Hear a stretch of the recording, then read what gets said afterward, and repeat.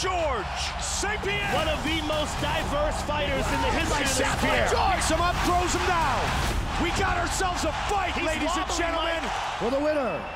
And still 19th career win. He is the all-time best in UFC history. Listen, everyone, it was a lot of talk about what's going to happen. I need to hang up my glove for a little bit. Georges St-Pierre, the winningest fighter in UFC history. GSP is back. He is returning to the octagon, UFC 217 at Madison Square Garden. Georges St-Pierre, how are you, man? I'm doing fantastic, thank you. You've been gone for 4 years. You have Michael Bisping on a huge night for UFC. Why now? It's the right timing, and I wanted my comeback fight to be epic. So that's why I'm aiming for the biggest fish, so to speak, to fight. George, you think you're gonna come back, step up a weight class and take my belt? You're out of your goddamn mind. I know I'm the best I've ever been. I come back not because it's easy, I come back because it's hard. I've been fighting the best. Anderson Silva, Dan Henderson, Luke Rockhold, finishing them all, winning fights. You've been sat in your ass doing all. After a decade in the UFC, always in shape and rarely out of commission, Bisping racked up victories and octagon time, finishing 21 of his 31 wins. Michael, the Count Bisping, is back home. Really excited to see Michael Bisping get this fight that he's been so determined to get throughout his whole career. He's been chasing Anderson Silva down all the way in the octagon in London at the O2 Arena. The Ultimate Fighter Season 3 winner finally got the watershed win he sought when he defeated all-time great Anderson Silva in February 2016. And good shots from Bisping. Anderson looked wrong for a second. Nice. Anderson goes down. Michael's pouring on the pressure. Bisping revs up his efforts towards the final bell. the winner, Michael Bisping!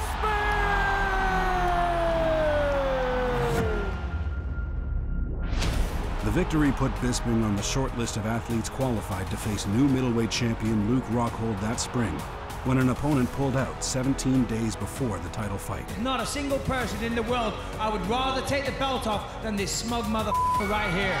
He's got confidence, he's got momentum, and he's got the opportunity that he's been campaigning for a long time.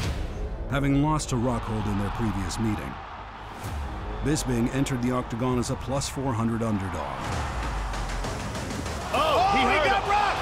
Bisping caught him with a left! hurt him bad. And again, Michael Bisping is the new UFC middleweight champion of the world! Bisping gleefully shocked the world by knocking out Rockhold and securing the title that he long believed would be his.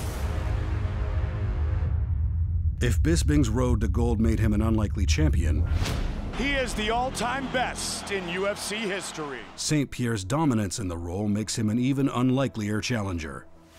For most of 7 years, the welterweight title belonged to one man, as Georges St-Pierre turned back the best of his generation. He wants to be the man that brought MMA to a different level. With calculated game plans that made it look maddeningly easy, he mowed down the field and became one of the UFC's true superstars. Georges St-Pierre represents the very best aspects of martial arts. In 2013, after his 12th straight win, St-Pierre left the octagon on his own terms. Are you retiring right now? Is that what you're saying? I have to go away for a little bit at least. Now fully reinvigorated and confident in the power he's developed at 185 pounds, one of the UFC's best ever seeks to re-enter competition and re-establish himself as champion. I've had the welterweight title before. Now I'm fighting for the middleweight title of the UFC. You're gonna be looking up at the stars thinking, what the f am I doing? I look better than I ever been. I feel better than I ever been. And I'm more hungry than I ever been.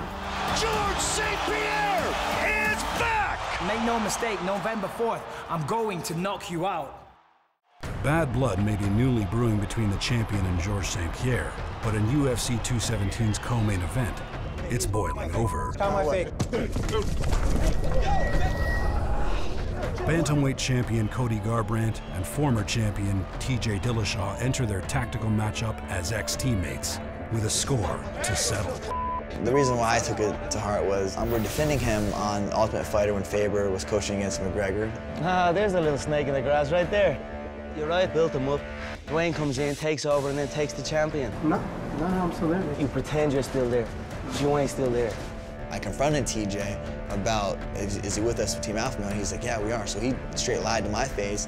I get in a fight with Connor. I'll do something about it. Well, do something then. Do something then. Do something then, Comes full circle a couple weeks later, proceeds on that he's actually left. He got a house out there. So it's like, slap in my face. Scary little what you are. Oh, yeah. I'm shaking, bro. I'm shaking. A couple years later, we're coaching against each other in Ultimate Fighter. Nice! He's hurt! You win this! Come on! I think it all leads down to just insecurity. Cody's not very smart. He doesn't have anything that he can say that's witty. And he feels like he needs to create drama to be important. What the I'm gonna do? I'll grab you by your whip your ass. You know, I trained a lot with him. I helped him out a lot. He helped me out a lot. You know, and I thought we were cool. And now to hate me because I like Dwayne is pretty crazy. We'll knock you the out. Yeah, right. Yes, I trust me, you better. I find it hilarious. I'm just gonna smile at the guy and I'm gonna punish him the night we fight. What a combination! What a finish! Oh, Cody Gaunt grand fight knockout! I went from unranked to world champion in the same calendar year. TJ doesn't bother me. A Mack truck doesn't worry about a pebble. TJ Dillashaw, come try. In the pantheon of dominant champions, one 115-pound woman holds her own against names like Georges St-Pierre, Anderson Silva, and Ronda Rousey. At UFC 217, strawweight queen Joanna Jędrzejczyk looks to continue her ruthless championship reign and break Ronda Rousey's record for most championship wins in a women's division. Still! Her entire life revolves around this belt, defending it. That is enough! Wow. Joanna Jędrzejczyk has delivered the Polish power. I'm humble every day. I challenge myself every day. And again. And again. They can stop this fight, and he does. To be a multiple-time world Muay Thai champion, and then to take those elite, high-level striking skills and dominate in MMA the way she has, you have to have a very special mind. Big connection. Just constant punishment by Jędrzejczyk. There is only one strawweight champion of the world, and it's me, Joanna Jędrzejczyk from Poland. Remember that no one is taking this belt from me. No one. But standing in the way of Joanna's history-making dream is the ferocious Rose Namajunas. Oh! Rose has reinvented herself since challenging in the promotion's first ever strawweight title fight and is determined not to let that belt escape her again.